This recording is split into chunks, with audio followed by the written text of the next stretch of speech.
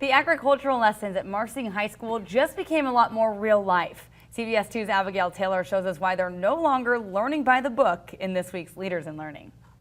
This school year, agriculture students at Marsing High School are getting their hands on some useful tools. Thanks to a $750 grant from the CapEd Foundation. I think it's a little high.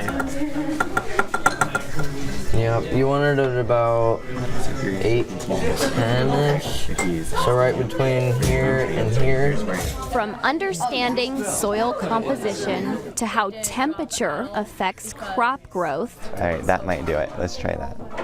The students are doing a lot more than just reading about these concepts. Definitely looking at that piece and kind of applying that application makes it a little bit better than just saying the pH is in a soil is this, but where they can bring that soil in and test their own soil even to look at that kind of makes it real life for them. Whether they plan to use what they learn to grow a simple garden or something much larger. I mean, I've got a farm at home and whatnot, so kind of helps me out quite a bit. For these students living in rural Idaho, this hands-on experience is something they will be able to use.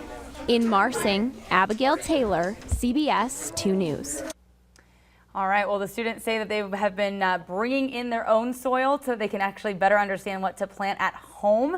So they are learning more than just how to apply this in the classroom, but also kind of taking it home and being like, oh, now I know, Mom and Dad, what you should and shouldn't plant. And there you go. Or what we need to add to the soil to get that pH to the right balance, to get the perfect mixture. I feel like chemistry is involved in everything, but you know, even when it comes to growing those crops, gotta have the perfect balance of nutrients to make sure it's all gonna grow properly. Yeah, and in the winter, I feel like it's all about like that perfect balance of weather and kind of getting, you know, the dry days mixed in with the storms that come through, give us some rain and the snow in the mountains. And plus all that keeps away inversions. One more thing that we do want to mention though this morning, if you are going to be out shopping, doing some last minute running around, we're going to be out at the Albertsons on 16th and State. That's right. Nate, you'll be out there at 11, I'll be out there at 11:30.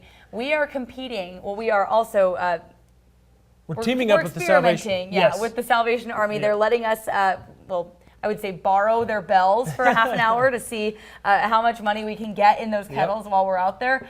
We're competing against the evening team. We've done this before and it's so much fun. So if you like us at all, maybe think about stopping by the Albertsons. Or take pity on us because it's been raining this morning and we'll be out there. Hopefully it should be stopped. But yeah, we might be out in the elements. So come out and support us because we're gonna try and raise as much money as we can, ringing the bells for the red kettles out there. So I want to help out the Salvation Army and have a little competition with our evening crew too. So Brent, Natalie, Roland, if you happen to be awake at this hour, sometimes I know Natalie is. I don't know if we're getting a fair amount of hours. I know we're there for a half hour each. I think Roland's there from like 4 to 6, so he's got 2 hours stretch. So we really have some making up money to